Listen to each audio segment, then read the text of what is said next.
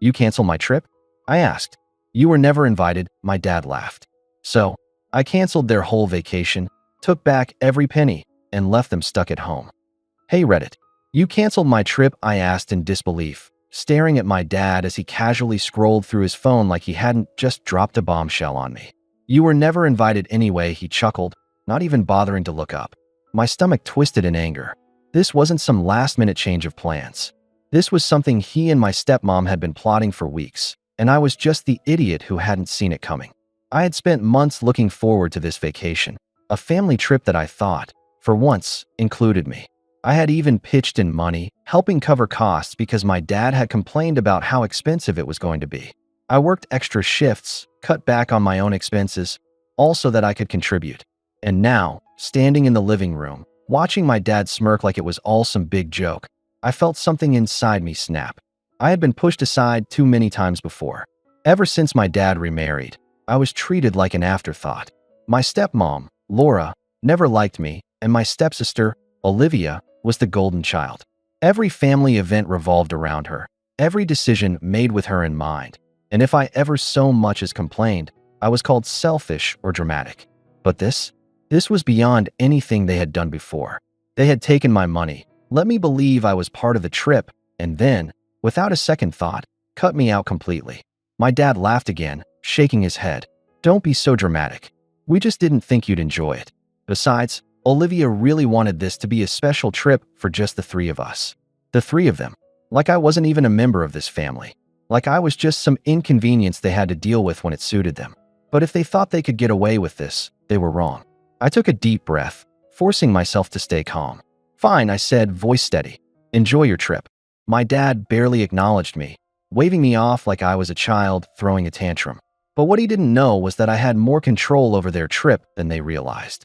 See, since I had contributed financially, my name was on several of the reservations. The hotel, the car rental, even some of the excursions, they were all tied to my credit card. And since they had decided I wasn't part of the trip, I decided they wouldn't be either. The first thing I did was log into the hotel's website and cancel the reservation. Then, I called the rental car company and informed them that I was canceling due to fraudulent activity on my card. The excursions? Canceled. I even contacted the airline, and since I had been the one to book the tickets originally, I requested a refund for my portion. It wasn't much, but it was enough to mess up their plans.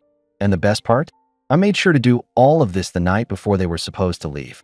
By the time they arrived at the airport, they'd have no hotel, no car, and no planned activities waiting for them. The next morning, I woke up to chaos. My phone was flooded with missed calls and angry texts. My dad's messages started out confused. Did you cancel the hotel?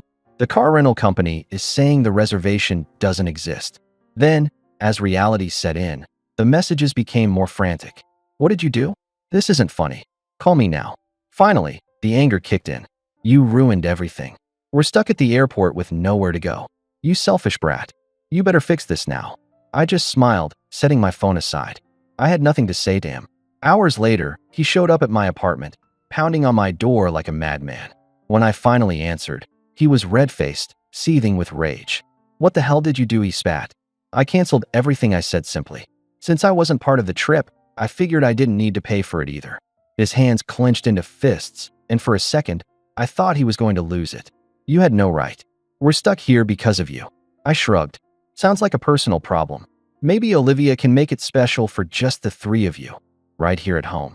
I could see the realization dawning on him. He had pushed me too far, and now he was facing the consequences. He tried to argue, to guilt-trip me, but I wasn't having it. I told him exactly how I felt, how he had treated me like an outsider, how they had taken my money and cut me out like I didn't matter. And now, they were getting a taste of their own medicine. He stormed off, furious, but I didn't care. For the first time in a long time, I felt in control. But this wasn't over yet. Because while I thought canceling their trip was the ultimate revenge, what happened next would take things to an entirely new level. And trust me, it was even better than I could have imagined. The fallout from canceling their trip was even worse than I expected, and honestly, I loved every second of it. My dad, my stepmom Laura, and my stepsister Olivia were furious. But the best part? They had no backup plan. They were supposed to be gone for 2 weeks, but now they were stuck at home, seething, with nothing to do. My dad thought he could strong-arm me into fixing everything, but I had made sure there was nothing left to fix. The hotel was booked solid, the flights were now ridiculously expensive, and the car rental company wouldn't even take his reservation because I had flagged my previous booking for fraud. They were completely screwed, and I couldn't have asked for a better outcome. At first, my dad tried guilt-tripping me.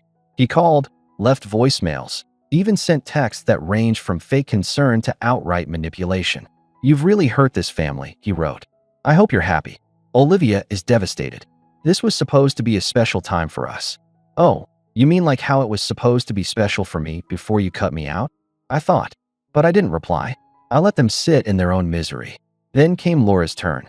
She tried the whole motherly approach, acting like she cared about me for the first time in years. "You know, I really thought we were making progress," she messaged. "I was starting to see you as part of our family. But this was cruel." Cruel? Taking my money and cutting me out wasn't cruel? Acting like I didn't exist wasn't cruel? Funny how they only cared when things didn't go their way. I left her on read. Olivia was the funniest, though. She didn't even try to hide her entitlement. She sent me a voice memo ranting about how she had been looking forward to this trip for months and how I had ruined everything. I just laughed and deleted it. She had spent years being the favorite, getting whatever she wanted at my expense. Maybe this was the first time in her life she actually had to deal with disappointment. Good. But my dad wasn't done yet.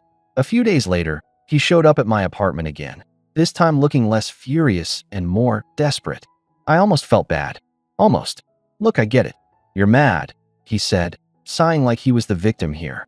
"But don't you think you took it a little too far?" I raised an eyebrow. "Oh, you mean like how you took my money and then told me I wasn't invited?"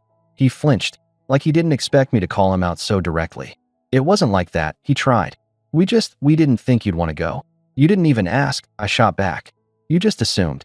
And instead of telling me up front, you let me believe I was part of it, until I wasn't." He ran a hand through his hair, clearly frustrated. "Fine. I messed up. But we can fix this.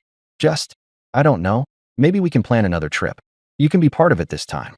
He sounded so insincere, like he was only saying it because he had no other choice. And that's when I realized something. I was done. Done trying to be part of this so-called family. Done hoping for scraps of affection. Done playing a game I was never going to win. I smiled, shaking my head. "No thanks.